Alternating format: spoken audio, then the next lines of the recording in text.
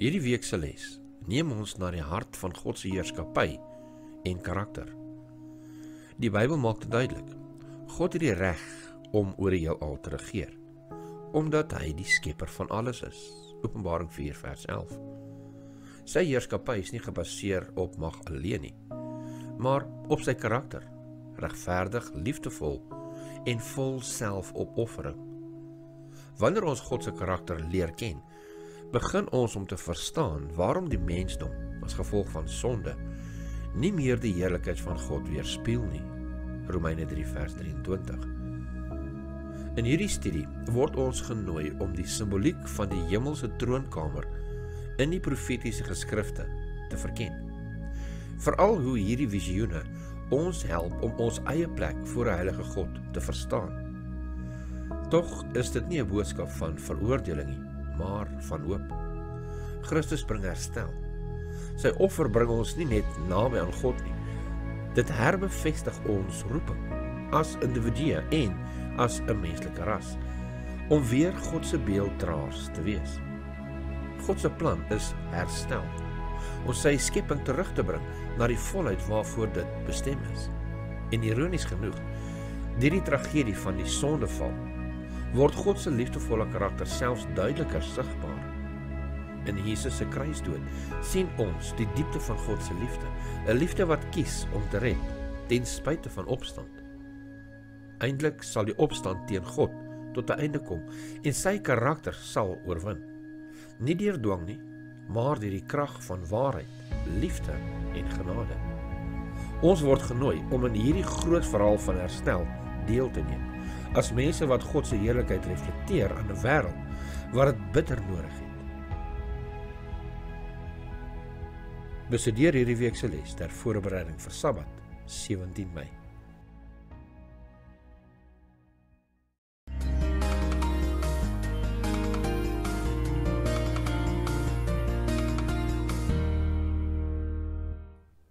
Hi, baie welkom by hierdie week se bespreking van ons weeklikse les saam met SSL.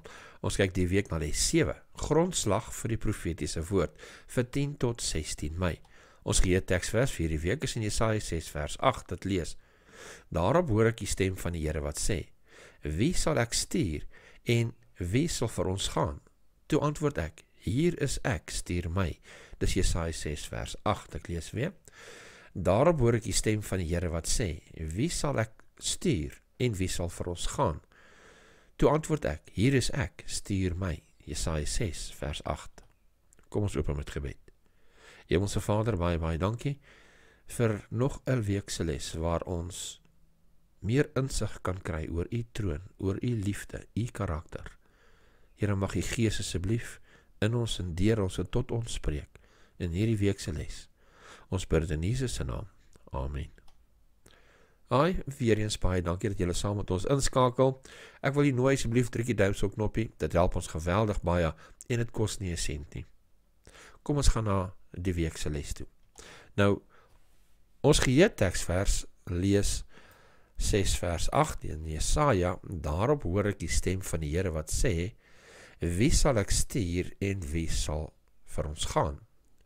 Toe antwoord ek, hier is ek, stuur my. Nou, ons sal sien hierso by Sondag vir 11 Mei, is dit ook die titel van hierdie dag se les. Hier is ek, stuur my. Nou, hierso waar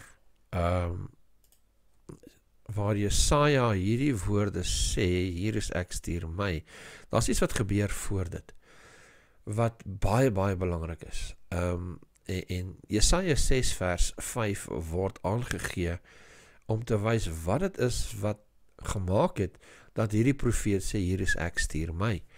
Maar ek wil graag vir ons, nie net vanaf vers 5 lees nie, maar vanaf vers 1. Die lesie vra vir ons moet kyk Jesaja 6 vers 6 tot 8, maar ek gaan vanaf vers 1 lees. Die vraag wat gevra word, is Jesaja het geweet, dat die sonde ons verlore laat gaan. Die loon van die sonde is die dood. Maar in plaas daarvan, om ons van die gevolge van die sonde oor te laat, trek 'n God van liefde ons nader. Wat was die gevolge van hierdie ontmoeting en hoekom is dit belangrik? Nou, ek wil hê u moet oplet dat Ons is sondaars. En in die teenwoordigheid van God word 'n sondaar vernietig. Ons kan nie in die teenwoordigheid van God kom nie. Maar hierso is iets wat hier uitgebring word. En ek wil dit vir ons lees. Ek lees Jesaja 6 vanaf vers 1. In die sterfjaar van koning Josia het ek die Here sien sit op 'n hoë en verhewe troon, terwyl sy some die tempel gevul het. Serafs het bo hom gestaan, elkeen het 6 vlerke gehad. Met 2 het hy sy aangesig bedek, met 2 het hy sy voete bedek, en met 2 het hy gevlieg. En die een het die ander toegeroep en gesê, Heilig, heilig, heilig is die Here van die leerskare, die hele aarde is van sy heerlikheid vol. En die drempelposte het gebewe van die geluid van die roepers, en die huis het vol rook geword. Toe het ek gesê, wee my, ek is verlore, want ek is 'n man onrein van lippe, en woon onder 'n volk wat onrein van lippe is, want my oë het die koning van die leerskare gesien. So, hierso is hy in die teenwoordigheid van God, en hy sien al hierdie heerlikheid, en hierdie engele, wat die heerlikheid van God uitskyn, kan jy sê, soos 'n fakkel. En in die teenwoordigheid van God besef hy, ek is 'n sondaar, ek is sondig, ek gaan dood neerval. Maar kyk wat gebeur hierso, want dis eintlik wat veronderstel is om te gebeur, nee? Ons is sondige mense in die teenwoordigheid van God. Ons is veronderstel om vernietig te word. Maar hier is iets besonders wat dan gebeur hierna. En dit is dan nou vanaf vers 6. En vers 6 lees, maar een van die serafs het na my toe gevlieg, met 'n gloeiende kool in sy hand, wat hy met 'n tang van die altaar afgeneem het, en my mond daarmee aangeraak, en gesê, kyk, dit het jou lippe aangeraak, en jou skuld is weg, en jou sonde versoen. Hier word hy gereinig, deur hierdie koolvuur, vanselfsprekend van die reekofferaltaar, want dis waar die koolvuur was, is sy lippe aangeraak, en hy is gereinig. Hierdie magtige engel, wat in die Hebreërs, wanneer hierdie engel beskryf word, beteken dit die brandende ene, die een wat brand, soos 'n fakkel, 'n vuurfakkel, en hy kom en hy raak sy lippe aan, en hy reinig hom van sy sonde. Nou, daar is so baie beeldspraak wat hier gebruik word, wat wys na Christus. Christus wat die sonde van die wêreld kom wegneem het. Jesus wat die een is, wat ons sondes wegneem. Ons weet, dis die enigste een. En daarom hierdie alles is verwysings na dit wat die Here gaan doen, en dit wat die Here doen vir ons, is die reiniging van sondes. Want Johannes die Doper het gesê, daar is hy, daar is die lam van God wat die sondes van die wêreld wegneem. So hierdie hele beeld wat hier geskep is, wys vir ons die reiniging van ons sondes, die skuld wat weggevat word. En wat is dan sy reaksie, wat is veronderstel om ons reaksie te wees? Ons lees verder, dit sê so in vers 8, daarop hoor ek die stem van die Here wat sê, wie sal ek stuur, en wie sal vir ons gaan? Toe antwoord ek, hier is ek, stuur my. So hierso, die uitwerking was veronderstel om te wees die vernietiging van hierdie sondige mens. Maar deur God se genade, 'n God wat nie daarop uit is om ons te veroordeel nie, want Johannes 3 vers 17 sê, die Vader het sy seun in die wêreld gestuur, nie om die wêreld te veroordeel nie, maar dat die wêreld deur hom gered kan word. En dis God se doel, die redding van die mens. Deur God se genade het God hom gered. En wat was sy reaksie gewees? Hier is ek, stuur my. Nou ek persoonlik het dit ook ervaar, toe ek my hart vir die Here gegee het, toe die Heilige Gees die Vader aan my openbaar het, toe ek na Christus kyk en wat hy vir my gedoen het op die kruis. Ek kon nie stil bly nie, en ek kan nog steeds nie stil bly nie. My bure en my familie, almal moes net daarvan weet, en moet daarvan weet, van hierdie groot liefde wat die Here vir ons het. En ek het elke dag gesê, en ek sê vandag nog, Here, hier is ek, stuur my. Waar die uitwerking in het, as wanneer God se heerlikheid aan ons toon, vernietiging behoort te wees, deur die genade van God, wek dit 'n vuur binne ons wakker. Wat interessant is, hierso in die les, hier sê dit vir ons, ekskuus, dat hierdie woord seraf beteken die een wat brand. Nou luister hierso, wat sê Jesus in Johannes 5 vers 35, hy praat van Johannes die Doper, hy sê, hy was die lamp wat brand en skyn, en julle was gewillig om julle vir 'n tyd in sy lig te verbly. Hierdie selfde beskrywing, 'n lamp wat brand en skyn, is ook dieselfde gedagte wat gebruik word met wat 'n seraf is, die een wat brand. Met ander woorde, die een wat die heerlikheid van God reflekteer, en Johannes die Doper was beskryf gewees as so ene, 'n lig wat brand. Nou, wat sê dit vir ons? Die Here het vir my gesterf, hy het my sondes vergewe, en hy roep my om daardie lig ook aan die wêreld uit te dra. Hier's 'n vraag aan die einde van die dag, en dit lees soos volg. Eers nadat Jesaja geweet het, dat hy van sy sonde reinig was, het hy gesê, hier is ek, stuur my. Hoe kan elkeen van ons, nadat ons sondes deur die bloed van Jesus gereinig is, reageer soos wat Jesaja dit hier gedoen het? Sien, die kraks is, as dit nie jou reaksie is nie, dan het jy nie regtig die heerlikheid van God ervaar of gesien nie.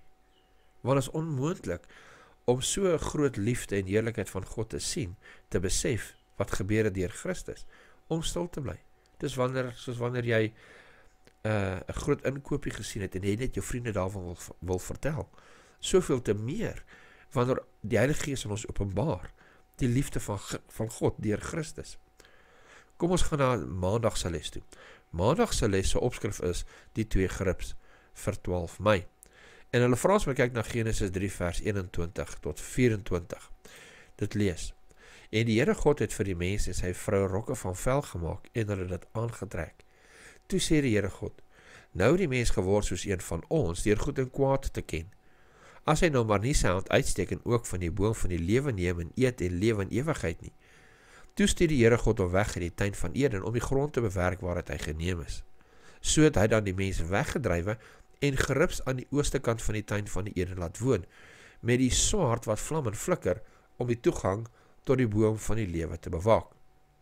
Nou wat vir my baie interessant is hierso is, dit sê hierso, dat ek het weer dit opbring, dit sê hierso in vers 4, so het hy dan die mens weggedrywe en die geribs aan die ooste kant van die tuin van Eden laat wat? Laat woon. Nou ek het dit nooit opgetel, dat daar so gebruik word dat hulle daar gewoon het, en die lesie noem het ook hierso vandag. Eerste, 'n aanhaling uit Patriarge en Profete, bladsy 62, ek lees dit vir ons. Die tuin van Eden het op die aarde gebly, nog lank nadat die mens uit sy aangename wandelweë verban is. Die gevalle geslag is lank toegelaat om hulle blik oor die woning wat hulle onskuld te laat gaan. Net die wakende engele het hulle belet om in te gaan. By die poorte van die paradys was die engele wat wag gehou het, is die heerlikheid van God geopenbaar. Daarheen het Adam en sy seuns gekom om God te aanbid. Daar het hulle opnuut beloof om die wet van God te gehoorsaam, die wet wat hulle oortree het met die gevolg dat hulle uit Eden verban is. Maar in die uiteindelike herstelling, wanneer daar 'n nuwe hemel en nuwe aarde, soos Openbaring 21 vers 1 vir ons sê, sal wees, sal dit met meer luister as in die begin herstel word. So wat dit dan vir ons sê hierso, is dat Adam en Eva en hulle nageslag het na die tuin van Eden toe gegaan, want die tuin van Eden was nie weggeneem gewees, hier was nog steeds daar gewees, maar hulle kon nie ingegaan het nie. Hulle kon dit van ver af sien, maar dit was bewaak gewees deur engele, en hierdie engele het gegloei.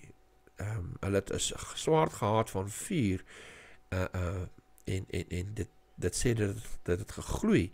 So dit het dan die heerlikheid van God weerkaats, want die heerlikheid kom tog van God af. Alle skoonheid, alle heerlikheid kom van die Here af. En dis dan ook daan toe waar hulle gegaan het om te aanbid. Ek glo dat elke Sabbat, is dit waar hulle Sabbat gehou het, waar hulle die Here aanbid het, is daar so voor die tuin van Eden, daar waar die heerlikheid van God tentoongestel is. Nou wat baie interessant is oor hierdie woord woon, waar het sê dat God die geribs aan die oostkant van die tuin laat woon.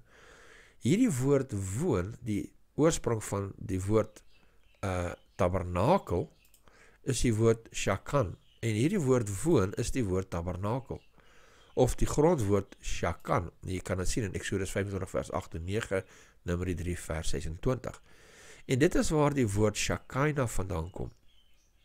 Nou Shekinah is daardie bonatuurlike lig wat in die bo die verbondsark se deksel tussen die twee engele was die heerlikheid van God, wat hulle genoem het die Shekinah lig. Nou die grondwoord daarvan is Shakan, wat kom van wat ook die grondwoord vir die woord tabernakel is, die woord om te woon. Nou sê die lesie hierso, dat God het die geribs aan die ooste kant van die tuin van Eden laat tabernakel. En wat het God gesê, wat wil hy doen? Hy wil met ons wees. Vir Moses gesê, jy moet hierdie doen, asseblief hierdie tempel, tabernakel moet opstel, sodat ek in julle midde kan woon. Ekskuus. So, as ons verder in die les kyk, sê dit hierso, in die Bybel word geribs met die teenwoordigheid van God geassosieer. Gaan kyk gerus na 1 Korintiërs 13 vers 6, Psalm 80 vers 2 en Jesaja 37 vers 16. So, in besonder waar die troon van God is, sien ons dat hierdie engele in die teenwoordigheid van God is, of God, soos wat hierdie teksverse sê, tussen die engele woon. En daar waar sy naam geproklameer word, ons moet nie nalaat om op te let, dat die 24 ouderlinge wat volgens Openbaring 4 en 5 rondom die troon is, om loof en verklaar dat hy waardig is om heerlikheid en eer te ontvang, omdat hy alles geskape het, is nou Openbaring 4 vers 11. Dit kan ons help om die troonkamertoneel te verstaan en ook ons rol as kwytgeskelde sondaars in verwantskap met ons Skepper. So, hoe ek het dan verstaan is, hierdie engele wat die heerlikheid van God tentoonstel, wat rondom die troon van God is, en die lewende wesens wat rondom die troon van God is, die serafs, die brandende een wat rondom die troon van God is. Nou in die Nuwe Testamentiese tyd, want voor die Nuwe Testament lees jy nie van die 24 ouderlinge nie, maar nou is die 24 ouderlinge mense wat ook rondom die troon is, wat ook verklaar, elke dag, heeldag, die heerlikheid van God. En wat sê dit vir ons? Dit sê vir ons dat ons 'n groot eer en voorreg het om saam met die heilige engele die Here se naam groot te maak, om eer te gee. En ek het dit nou al 'n paar keer genoem, maar hierdie wesens wat voor God is, en hom altyd heerlikheid en eer toeroep, doen dit uit vrye wilheid. Hierdie is hoogs intelligente, morele wesens. Hulle doen dit nie uit dwang uit, programmering uit nie, maar omdat hulle, soveel meer as wat ons kan sien en besef, herkenning gee en besef en dit self klein voel voor die heerlikheid en die liefde en die genade en die ondeurgrondelikheid van God. Kom ons gaan na ons volgende dag se les toe. Ons is by Dinsdag 13 Mei, soos brandende kole vuur. Nou ek wil hierdie eerste inleiding van Dinsdag se les vir ons lees, dit is baie goed gestel. Dit sê daar word dwars deur die Ou Testament na geribs as lewende wesens, of as goue simbole verwys. Esegiel 18 vers 8, Eksodus 25 vers 18. Hulle word dikwels direk langs aan God se troon in 'n staande posisie uitgebeeld om sy heerlikheid na die heelal uit te straal. Daar was ook geribs in die voorhangsel gordyn ingeweef. In die boek van Psalms word God se opperste mag oor die skepping poëties deur geribs wat God deur die lug laat sweef uitgebeeld. Psalm 18 vers 11. Volgens God se bevel was daar 2 geribs teenoor mekaar uit 1 stuk goud saam met die versoendeksel gemaak, met hulle vlerke boontoe uitgesprei, terwyl hulle met hulle vlerke die versoendeksel bedek. Eksodus 25 vers 18 tot 20. En dan vra die les, ons moet kyk na Eksodus 1 vers 4 tot 14, Jesaja 6 vers 1 tot 6 en Openbaring 4 vers 1 tot 11. Nou is baie gelees hierdie, maar ek wil hier moet saam met my lees, dat julle nie 'n trend verloor nie. Die vraag hierso is, watter ooreenkomste sien jy tussen hierdie skrifgedeelte en die tonele wat in Jesaja 6 vers 1 tot 6, Openbaring 4 vers 1 tot 11 uitgebeeld word? Nou, Esegiel 1 vers 4 tot 14 lees ons volg.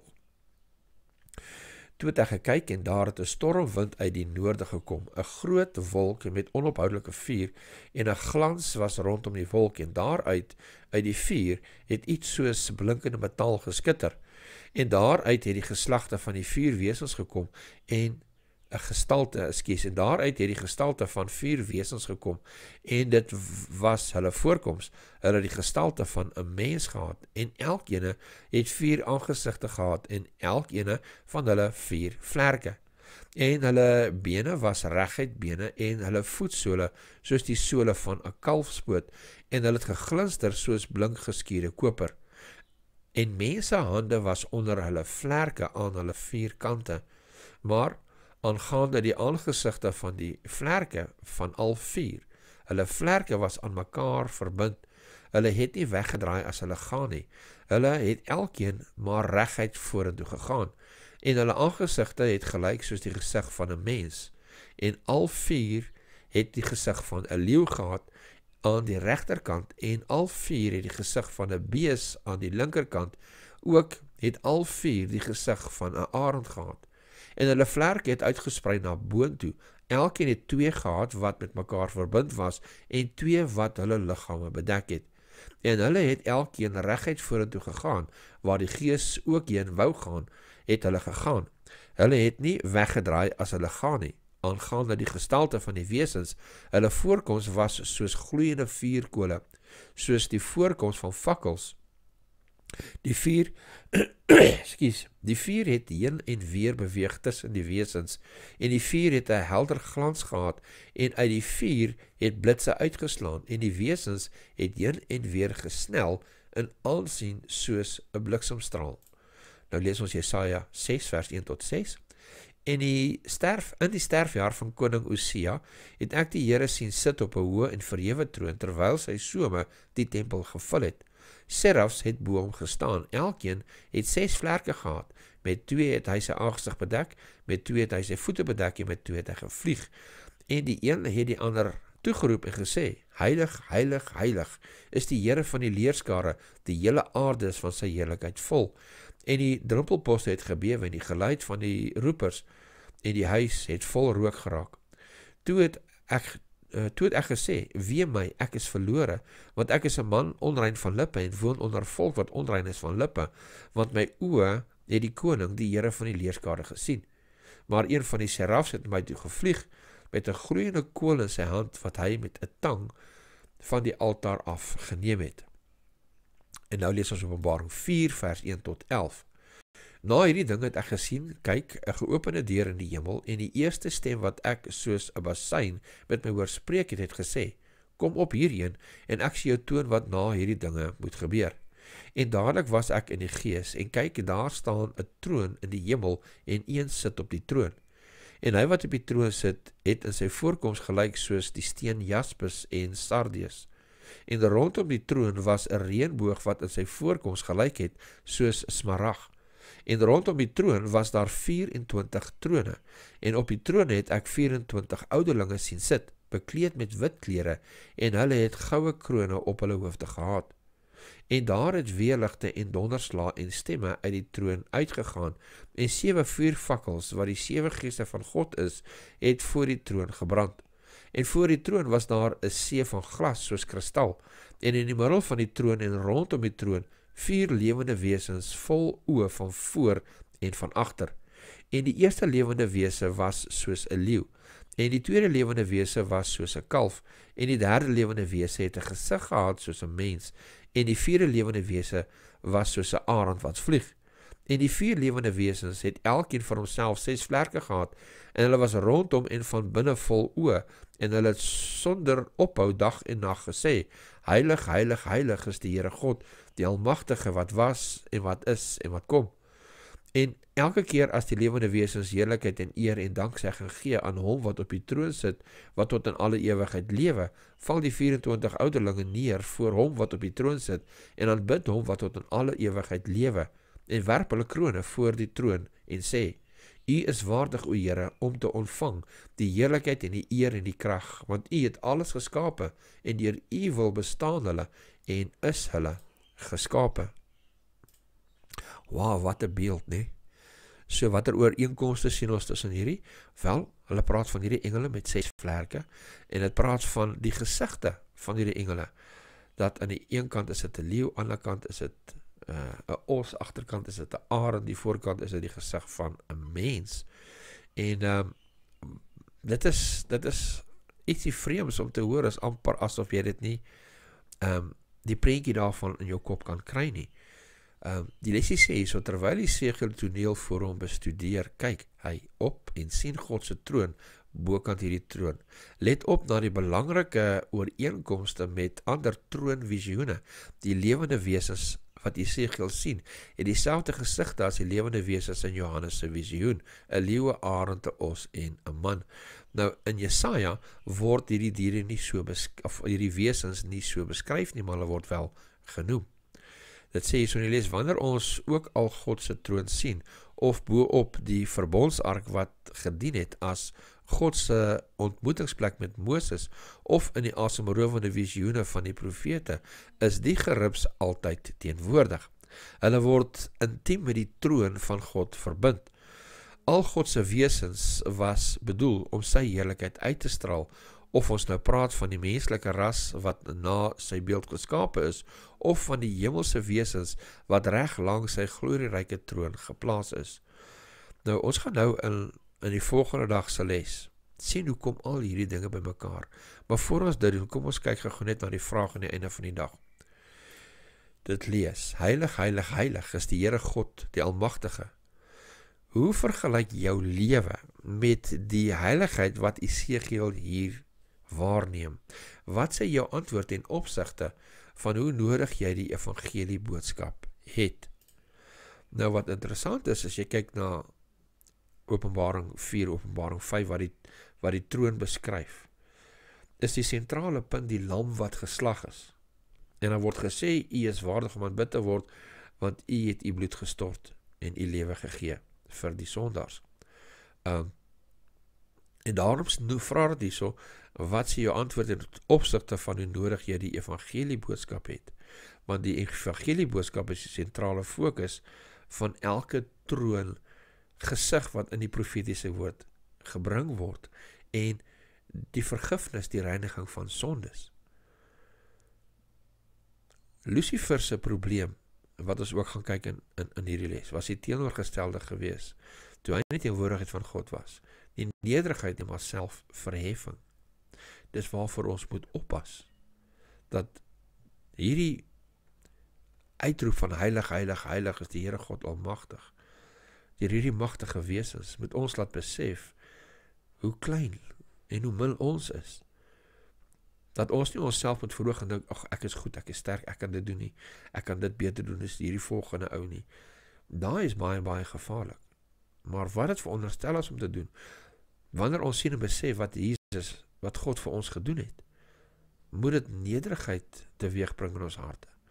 En dat ons ook dan uitroep, hier is ek, stuur my, soos het ons gesien het in Jesaja. Maar kom ons kyk na die volgende dag se les, en alles gaan nou baie mooi by mekaar kom hierso, veral by Woensdag se les. Woensdag se les se opskrif is, God onder sy volk. Nou, toe God vir Israel uit ballingskap gaan, of uit slawerny gaan uithaal uit Egipte uit, en hy hulle opgestel het, en hulle die tabernakel moes gebou het, het God vir hulle gesê, hoe hulle moet kamp, want dit was nou 12 stamme gewees. En aan al die 4 windrigtings moes daar 3 stamme gewees het. En dit was nou 3, 3, 3, 3. 3 voor, 3 links, 3 regs, wat is nou hulle moet kamp. En 3 aan die noorde kant. En dit was hulle aan opgemaak gewees van hierdie 12 stamme. Maar in elkeen van hierdie groepe van 3 was daar 'n hoofstam gewees. En hierdie hoofstam het dan 'n vlag gehad. Maar ons kan sien in die boek Numeri, die lesie wys dit ook hier aan, die vraag is, daar was 'n dominante stam aan elkeen van die 4 kante van die tabernakel, volgens Numeri 2.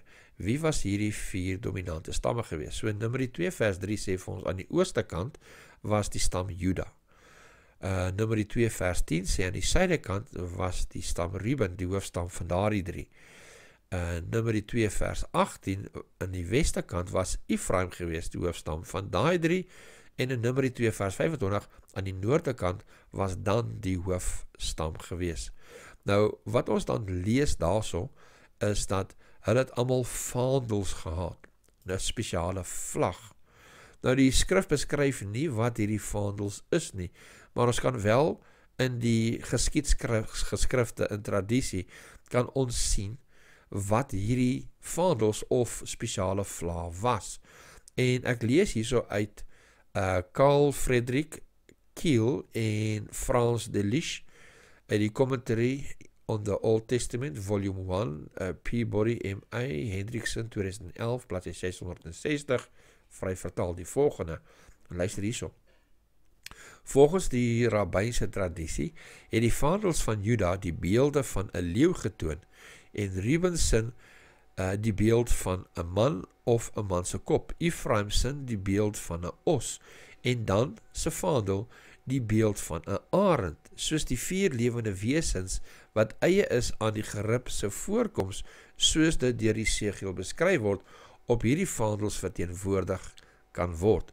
Wow, dis interessant. Ons het nou net gesien in die vorige dag se les dat hierdie 4 gesigte, die gesigte is van die geribs wat rondom die troon van God is. Ons het gesien ook in die boek Openbaring, waar hierdie lewende wesens ook hierdie 4 gesigte het, wat rondom die troon van God is.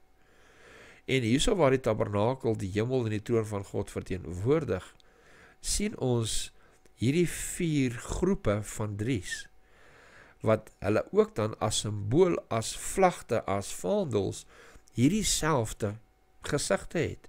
Die van 'n arend, die van 'n leeu, die van 'n os en die van 'n mens. Wat beteken dit? Wat sê dit alles vir ons? Wel, die gesig van 'n mens sê vir ons dat dit ons as mens is.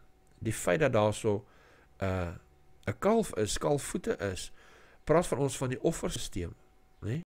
Die bloed wat gestort is vir ons. Die leeu is die leeu van Juda, die boodskap van die oorwinnende Christus. En dan die arend, die Here wat ons dra, die Here wat ons behoed en bewaar, en ons krag en ons energie gee, om hierdie werk te kan doen. Hier is 'n paar dinge wat ek kan saamtrek, daar mag ander wees wat jy miskien ook met ons wil deel, in die kommentaar gedeelte hieronder. Asseblief doen dit, ons sal dit baie waardeer, en so kan ons by mekaar leer. So die lesie sê hier, so God se doel is om die mensdom nader aan sy troon te trek. Want hy het hulle opgestel rondom die tabernakelsysteem. Ons sien ook hierdie selfde beskrywing van die engele wat rondom die troon is. En dan ook die 24 ouderlinge wat saam met hulle rondom die troon is. God wil hê ons moet in sy midde wees. En dan wanneer jy kyk na Jerusalem, baie interessant. Hoe is Jerusalem opgedeel? Met hierdie mure, met die 3 poorte aan elke kant van die 4 kante, en dan is die stamme se name daarop geskryf. Presies soos ons dit ook hierso vind. Nou die vraag aan die einde van vandag, hierdie dag se les, lees vir ons soos volg. Dit sê, natuurlik woon ons nie in die kamp van Israel nie, maar op watter maniere kan ons nou in ons eie lewe nader aan die teenwoordigheid van God beweeg? Jy sien, God het gesê, julle moet my tabernakel bou, want ek wil in julle midde woon. En Jesus word genoem Immanuel, wat beteken God met ons. En dit is God se begeerte, dat ons in sy midde moet woon. Ons kan dit nie nou fisies doen nie. So hoe doen ons dit dan nou hier? Deur 'n verhouding met die Here te hê. Deur daagliks die hele dag kontak met die troon van God te hê, wat vir ons moontlik gemaak is, deur Jesus wat nou vir ons voor die troon van God staan. Het ek toegang tot die troon? Kan ek daar in gees en die teenwoordigheid van die Vader wees, voor sy troon wees? Maar slegs deur 'n lewendige verhouding met hom, deur die studering van die woord van God, en deur 'n gebedslewe, 'n konstante verhouding met die Here. Dit is wat God se begeerte is vir elkeen van ons. Nou wanneer ons gaan na donderdag toe, wil ek bietjie kyk of wat anderster is as die res van die week se les, want dit sê Lucifer se val. Nou wat het Lucifer se val nou met hierdie wat troonkamer uit te waai, hierdie beskrywing van die wesens hier rondom die troon van God? Wel, as ons gaan kyk na Esegiel 28 vers 11 tot 17 en Jesaja 14 vers 12 tot 14, gaan ons iets baie interessants optel. Ons gaan ook kyk na Openbaring 4 vers 1 tot 12. Nou eerste Esegiel 28 vers 11 tot 17 en Jesaja 14 vers 12 tot 14, dan vra dit, wat het tot Lucifer se val gelei? So Esegiel 28 vanaf vers 11 sê, verder het die woord van die Here tot my gekom gesê, mensekind, hef 'n klaaglied aan oor die koning van Tyrus en sê vir hom, nou ek weet, dit praat hierso van die koning van Tyrus, maar let wel op, ons gaan baie vinnig sien, dat hierdie boodskap eintlik is vir hierdie bose mag agter hierdie bose koning, en jy tel het baie vinnig op, wanneer hy aangespreek word, dit praat eintlik van Lucifer wat agter hierdie koning staan. En het lees, mensekind, hef, vers 12, 'n klaaglied aan oor die koning van Tyrus en sê vir hom, so spreek die Here, jy was 'n seelring van eweredigheid, vol wysheid en volmaak in skoonheid.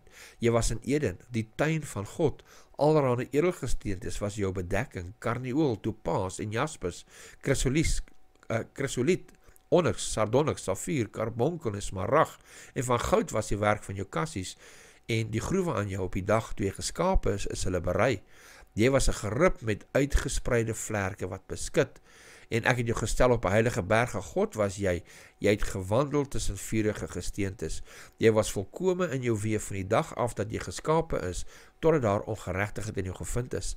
Weens die grootheid van jou koophandel, het hulle jou binneste met geweld gevul, en jy het gesondig, daarom het ek jou as onheilige van die Godeberg afgedrywe, en ek het jou tussen die vurige gesteentes uitvernietig, o gerib wat beskit.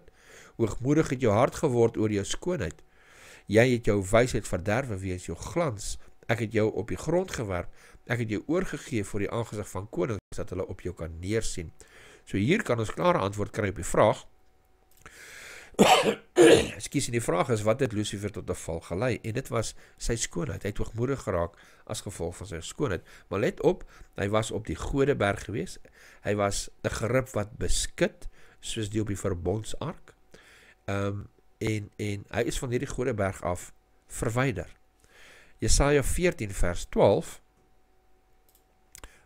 lees ons dan so. Hoe het jy die hemel geval, o Morgenster, seun van die dageraad? Hoe lê jy in die aarde neergeslaan, oorweldiger van nasies? En jy het in jou hart gesê, ek wil opklim in die hemel, my troon verhef bo die sterre van God, en sit op die berg van samekoms in die uithoeke van die noorde, ek wil klim bo die hoogtes van die wolke, my gelyk stel met die Allerhoogste. So, wat het met sy val gebring? Die eie ek. Hy het gedink hy is beter as God. Hy kan God wees. Nou die volgende gedeelte vra, hulle sê, vergelyk hierdie skrifgedeelte met Openbaring 14 vers 1 tot 12. Nou kom ons lees dit. En ek het gesien en kyk, die lam staan op die berg Sion, en saam met hom 144.000 met sy naam en die naam van sy Vader op hulle voorhoofde geskrywe. En ek het 'n geluid uit die hemel gehoor, soos die geluid van baie waters en soos die geluid van 'n harde donderslag. En ek het die geluid gehoor van siterspelers wat speel op hulle siters, en hulle het 'n nuwe lied gesing voor die troon en voor die vier lewende wesens en die ouderlinge, en niemand kon die lied leer nie, behalwe die 144.000 wat van die aarde vrygekoop is. Dit is hulle wat hulle self met vroue nie besoedel het nie, want hulle is maagdelik rein. Dit is hulle wat die lam volg, waar hy ook heen gaan. Dit is hulle wat gekoop is uit die mense as eerstelinge vir God en die lam. En hulle mond is daar, en in hulle mond is daar geen bedrog gevind nie, want hulle het sonder gebrek voor die troon van, want hulle is sonder gebrek voor die troon van God. En ek het 'n ander engel in die middel van die lug sien vlieg met 'n ewige evangelie om te verkondig aan die bewoners van die aarde en aan alle nasies en stamme en tale en volke. En hy het met 'n groot stem gesê, vrees God en gee hom heerlikheid, want die uur van sy oordeel het gekom. En aanbid hom wat die aarde en die see en die waterfontein, so wat die hemel en die aarde en die see en die waterfonteine gemaak het. Ekskuus. En 'n ander engel het gevolge gesê, geval het Babylon, die groot stad, omdat sy al die nasies laat drink het van die wyn van die grimmigheid van haar hoerery. En 'n ander engel het hulle gevolg en met 'n groot stem gesê, as iemand die dier in sy beeld aanbid, en 'n merk op sy voorhoof of op sy hand ontvang, sal hy self ook drink van die wyn van die grimmigheid van God, wat ongemeng ingeskink is in die beker van sy toorn, en hy sal gepynig word met vuur en swaal voor die heilige engele en voor die lam. En die rook van hulle pyniging gaan op tot in alle ewigheid, en hulle dag en nag geen rus nie, hulle wat die dier in sy beeld aanbid, elkene wat die merk van sy naam ontvang.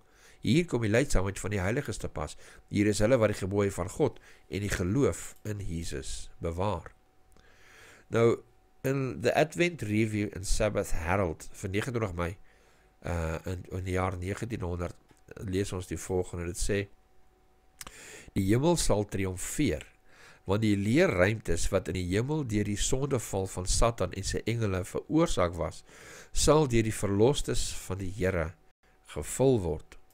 So hierso kry ons 'n prentjie van Lucifer wat 'n engel was wat beskit, en dat hy op die Godeberg was, maar hy is verwyder van hierdie berg af, as gevolg van sy hoogmoed. En dan vind ons dat, in Openbaring lees ons van verlostes, mense wat sondaars was, maar hulle harte vir die Here gegee het, wat gered is deur die bloed van Christus, wat op hierdie berg staan. En hierdie is natuurlik mense. En dan lees ons hierso in Advent Review, waar het sê dat daardie ruimtes wat leeg gelos is deur Lucifer en sy volgers, gaan gevul word met die verlostes. Ons gaan daardie posisies beklee. En daarom die gedagte dat hierdie heerlikheid van die hemelse wesens word ons deelagtig deur getuienis van Christus en van God te wees, deur ook sy heerlikheid reflekteer in en deur ons lewens. Maar ons moet dit alreeds toepas hierso op die aarde, sodat ons dit ook kan doen in die ewigheid op die heilige berg van God, in die nuwe stad Jerusalem. En natuurlik die voorreg om deel te hê aan hierdie groot heerlikheid tentoonstelling van God, kan ons nie nou verstaan nie. Kan ons nie ten volle begryp nie. Want as ons dink aan leierskap waarin ons gewoond is in hierdie wêreld, is dit nie 'n leierskap van liefde nie. Maar daarom het God sy seun gestuur, sodat ons kan sien wat in God se hart is. Dat hy homself opoffer vir ons, sodat ons in sy heerlikheid kan woon. Wauw, ons verdien dit nie. Nie eens amper nie. Inteendeel, soos Jesaja, moet ons uitroep, ek is onrein, ek is onheilig, ek kom van onheilige volk af. Maar deur die genade van die Here, deur dit wat die Here vir ons doen, Jesus wat vir ons intree, Jesus wat vir ons gesterf het, word ons aangeraak en gereinig deur sy bloed. Wat 'n eer en voorreg. Die vraag aan die einde van donderdag lees soos volg, dit sê, wat is die kerk en ons as individue se rol om mense te vertel oor wat Christus vir hulle gedoen het? Want Openbaring 14 van vers 6 praat van hierdie 3 engele. En hierdie 3 engele wat angelos die Griekse woord is, as ek dit reg uitspreek, verwys nie na hemelse wesens nie, maar dit verwys na die kinders van God, wat die heerlikheid van God uitstraal, wat hierdie boodskappe, hierdie waarhede van God na die wêreld toe vat, hierdie waarskuwings na die wêreld toe vat, as die wat rondom die troon van God is en die heerlikheid van God dan uitreflekteer. Want dit is wat die volk moes gewees het, maar hulle was nie. Laat ons nie dieselfde fout maak nie. Laat ons as kerk, as individue, hierdie laaste dag waarhede uitdra. Ja, die mense gaan vir ons lag. Ja, ons gaan gekritiseer word. Maar hulle het dit aan ons Here gedoen. Natuurlik gaan hulle dit aan ons doen. Maar ons weet dat die Here het reeds oorwin. En hy het beloof dat ons ook die oorwinning sal behaal. Hierdie wêreld met al sy sondige toestand sal vernietig word. En ons gaan saam met God, by God, vir ewig in die nuwe Jerusalem, op hierdie aarde, 'n nuut geskape wêreld, gaan ons woon tot in alle ewigheid. En ons gaan in die res van die heelal wesens wat daarna geskape gaan word, gaan ons steeds hierdie groot wonderbaarlike liefde van ons Skepper God aan hulle verkondig. Want ons sal soos die engele die heerlikheid van God die heelal invat. Maar ons moet dit nou reeds hierso toepas. Ons moet dit reeds nou doen. Jou bure, jou vriende, jou familielede. Vertel almal daarvan. As een van hulle gered kan word, vir ewigheid, is dit die moeite werd. Kom ons gaan na Sondag se les toe. En Sondag se les, vra vir bespreking, hier is ons 2 vrae waarna ons gaan kyk. Maar vraag 1 het 'n hele paar vrae, so kom ons lees om dit sê. Kom ek maak hom so. Dit sê verbeel jou, jy staan voor God met al jou foute, met 'n karakter vol defekte, met al jou verkeerde dade, elke verkeerde gedagte, elke verkeerde motief, ten volle ontbloot voor hom. Wat sal jy regmatiglik en eerlik verdien? Wel, die antwoord is, die ewige dood. Want die loon van die sonde is die dood. Daar's niks opregs in my nie. Daar's niks goeds in my nie. En wat vir my so besonder is, hoe nader 'n mens kom na die troon van God, hoe nader 'n mens jou verhouding met die Here ontwikkel, hoe meer word jy besef van dit, van die afhanklikheid van sy geregtigheid, want jou geregtigheid plant jou net in die moeilikheid. Kom ons lees die vraag verder. Wat is dan jou enigste hoop? En dis natuurlik, die antwoord is Christus en sy geregtigheid. Waarom moet ons die geregtigheid naamlik van God deur die geloof in Jesus Christus vir almal en oor almal wat glo nou hê en in die oordeel wanneer ons dit die nodigste gaan hê? Grootliks of kortliks, waarom het ons die evangelie nodig? Want sonder die evangelie is ons verlore. Sonder die evangelie wat God is wat mens geword het en die prys vir my sonde kom betaal het. As ek dit nie gaan aanvaar en aanneem nie, kan sy gees nie in my leef nie, kan ek nie herstel word in die karakter van God nie. Met alles wat boos is, niemand hou daarvan nie. Ons almal se harte erken dat sonde is boos. Niemand wil hê dat enige sonde teen hulle gepleeg moet word nie. En die teenoorgestelde van hierdie sonde is die karakter van God. Liefde, geregtigheid, selfopoffering, regverdigheid. So kortliks, waarom het ons die evangelie nodig? Want daar sonder is ons verlore. En gaan ons saam met die engele, sy engele vernietig word. God kan nie toelaat dat boosheid vir ewig moet lewe nie. Ek het hierdie gedagte. Kom ons sê nou net die mens het vir ewig gelewe. En die mens het nie dood gegaan nie. Kyk na die tegnologie vandag. Ons is baie naby op die drempeltjie om ruimtevaders te word. Nou daar's baie flieks oor ruimtevaders en hoe so Star Trek wat hulle die heel al ingaan en ander wêrelde besoek en wesens besoek. En hulle word nou tentoongestel as hierdie morele mense wat van die aarde afkom, wat die perfekte morele waardes het, wat 'n groot leuen is. As sonde moet vir ewig word op die aarde, sal die hele heelal aangeval, bevlek word deur die sondigheid van die mens se hart. Ander wêrelde sal moontlik besoek kan word, ek meen ewigheid is lank. En hulle invloed sal dan, hulle sal ander beroof, as hulle sien die rykdom wat ander wêrelde het waaraan die sonde is nie. Dit sal oorlog veroorsaak. Dis net 'n gedagte wat ek het, miskien is dit 'n simpel gedagte, maar daar moet 'n einde kom, sodat dit nie die heelal besoedel nie. En die einde is regverdiglik. Elkeen word toegelaat om self te kies. Tweede vraag, gesels my die kommentaar gedeelte hieronder. Miskien praat ek goeders wat nie sin maak. Maar gesels met my, sê vir my wat dink jy van wat ek noem. Die tweede vraag, hierso in die laaste vraag, lees soos volg, dit sê, soos ons gesien het Johannes die Doper die rol van 'n gerib vertolk, 'n brandende en skynende lamp, Johannes 5 vers 35. Hy was natuurlik Christus se voorloper, die aankondiger van die Messias se eerste verskyning. Hoe vervul God se eindvolk 'n soort gelyke profetiese rol? Wel, as 'n mens 'n studie gaan doen, gaan jy baie duidelik sien, dat waar Jesus sê, Elia het gekom en hy gaan ook kom.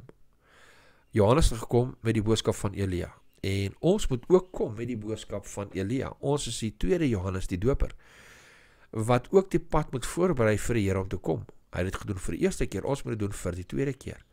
Soos wat hy mense geroep het, Want waar sou Jesus verskyn en verkondig word deur die Heilige Gees en God se stem, wanneer Jesus gedoop is as die Messias? Wanneer gaan die heerlikheid verteenwoordig word? Tussen daai mense wat by mekaar kom waar Johannes die Doper is. Dit is die mense wat by hom was, wat hom die eerste keer gesien het, hom ontmoet het, dis hoe sy disippels, Jesus se disippels geword het. En so moet ons, deur die verkondiging van die koninkryk van God het naby gekom, mense na ons toe trek. Want dit is hier waar die Heilige Gees uitgestort gaan word. En ons kan nie dat die ander dit mis nie, dat hulle ook deel het daaraan. En soos Johannes die Doper die pad voorberei, moet ons die pad voorberei. Vir almal in ons kring waar ons lewe, in ons wêreld. Ons kan nie die Here werd, die wêreld is te groot vir my, maar die wêreld waarin ek lewe is nie te groot nie. God het my hier geplaas vir 'n rede. Mense in my lewe geplaas vir 'n rede. Baie van hulle roep die Here en hulle gaan sy stem herken, maar hy doen dit deur jou en deur my, as ons net bereid is. Ek wil baie dankie sê vir elkeen van julle wat saam ons ingeskakel het vir hierdie week se les. Druk asseblief weer eens die duimsel knoppie. En baie dankie vir elkeen wat vir ons bid. As jy vir ons 'n finansiële bydrae wil maak, sê ons vir u baie dankie. Die besonderhede is in die beskrywing van die video hieronder. Ek wil ook baie dankie sê aan Adventiste Wêreld Radio Afrikaans wat hierdie programme ook uitsaai. Baie dankie vir julle ondersteuning, ook baie dankie vir al julle luisteraars wat saam kon luister na elke week se les, en mag die Here elkeen van julle seën. Kom ons sluit af met gebed. Hemelse Vader, baie dankie vir hierdie pragtige lesse wat ons kan studeer, en in besonder hierdie visie van u troonkamer, en waar ons kan sien, Here, dat ons die groot voorreg het om deel te hê aan die verkondiging van u heerlikheid. En ons roep, Here, heilig, heilig, heilig. U is waardig. U het net alles geskape nie, maar u het die bloed gestort vir elkeen van ons. Help ons, Here, asseblief om daai heerlikheid tentoon te stel in alles wat ons dink, doen en sê. En u naam verheerlik mag word en mense na u troon toe gebring word deur wat ons dink, doen en sê. Ons bid dit in Jesus se naam. Amen.